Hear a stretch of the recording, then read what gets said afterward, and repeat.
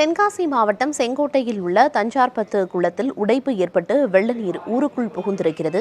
இது தொடர்பான கூடுதல் விவரங்களை மூத்த செய்தியாளர் ராமானுஜம் வழங்க கேட்கலாம். ராமானுஜம், வெள்ள நீர் ஊருக்குள்ள புகுந்ததுனால அந்த பகுதி குடியிருப்பு வாசிகள் எந்த அளவுக்கு பாதிப்புகளை எதிர்கொண்டு வர்றதா சொல்றாங்க? அங்க இருக்கக்கூடிய தற்போதைய நிலை என்னவா இருக்கு? நாம் தற்போது நின்று கொண்டிருக்கக்கூடிய பகுதி நீங்கள் ஏற்கனவே குறிப்பிட்டது போல் தென்காசி மாவட்டத்தில் உள்ள செங்கோட்டையில் உள்ள தஞ்சம்பத்து என்ற குளத்தில் உடைப்பு ஏற்பட்ட பகுதி. இந்த பகுதியில் உடைப்பு எப்படி ஏற்பட்டிருக்கு என்பதை பார்ப்பதற்கு நாம் நேரடியாகவே செல்லலாம். இந்த பகுதியில் பார்த்தீங்கன்னா தண்ணி இருக்குது. இந்த பக்கம் நமது ஒளிப்பதிவாளர் குணா அந்த காட்சிகளை நேரடியாக பதிவு செய்து வருகிறார். அதாவது உடைப்பு ஏற்பட்ட பகுதிக்குள்ள நாம் சென்று கொண்டிருக்கிறோம். இந்த பகுதி அதாவது இது நீங்கள் பார்ப்பதற்கு ஏதோ கால்வாயோ வாய்க்காலோ போல் தெரியும். ஆனால் இது கால்வாயோ வாய்க்காலோ உள்ள ஒரு வாகனங்கள் செல்வதற்காக அமைக்கப்பட்ட பகுதி உள்பகுதிக்கு அந்த பகுதி உடைப்பு ஏற்பட்டு இந்த உடைப்பானது நேற்று முன்தினமும் பெய்த கனமழை காரணமாக ஏற்பட்டிருக்கிறது. இந்த உடைப்பு ஏற்பட்டதன் காரணமாக சுமார் 50க்கும் மேற்பட்ட வீடுகளை சுற்றி மழைநீர் தேங்கியுள்ளது. மழைநீர் தேங்கியுள்ளது மட்டுமில்லாமல் அங்கு இருப்பவர்கள் பத்திரமாக அப்புறப்படுத்தப்பட்டனர்.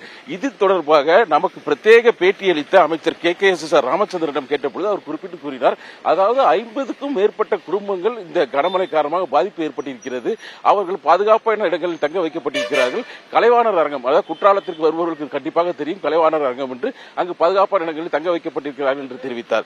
அது மட்டும் இல்லாமல் இந்த பாதிப்பு ஏற்பட்டுள்ளவர்களுக்கு வட மாவட்டங்களில் வழங்கப்பட்ட நிதியை போல் நிவாரண நிதி குறைவாக வழங்கப்பட்டுள்ளது என்ற கருத்து இருக்கிறது, குற்றச்சாட்டு இருக்கிறது என்று நாம் முன்வைத்த பொழுது நாங்கள் நிவாரண நிதி வழங்கவில்லை, நிவாரண பொருட்கள் வழங்கி இருக்கிறோம். என்ன விதமான நிவாரண பொருட்கள் என்றால், அதாவது 1000 ரூபாய்க்கு தேவையான மளிகை ஜாமான்களை வழங்கி இருக்கிறோம். அவர்கள் இப்போ தற்காலிகமாக இந்த முயற்சிகள் மேற்கொள்ளப்பட்டிருக்கின்றன. அது மட்டுமில்லாமல் எதிர்காலத்தில் என்ன நிதி உதவி வழங்க வேண்டும் என்பதை கண்டிப்பாக தமிழக அரசும் தமிழக முதல்வரும் கலந்து ஆலோசித்து முடிவெடுப்பார்கள் தெரிவித்திருந்தார். தற்போது இந்த பகுதியில் பார்க்கலாம், ஒரு வாகனம் வந்து கொண்டிருக்கிறது. இது சபரிமலை செல்லக்கூடிய ஒரு பிரத்யேக செல்லக்கூடிய ஒரு சாலை.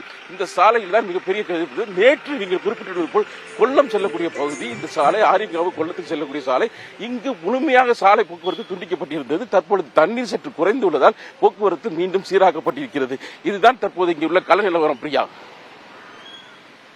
உடைப்பு ஏற்பட்டு வெள்ள நீர் ஊருக்குள்ள புகுந்ததுனால அங்க என்னென்ன மாதிரியான பாதிப்புகள் ஏற்பட்டிருக்கா, அங்க இருக்கக்கூடிய தற்போதைய நிலை என்ன அப்படிங்கிற விவரங்களை களத்திலிருந்து வழங்கியதற்கு நன்றி ராமானுஜம்.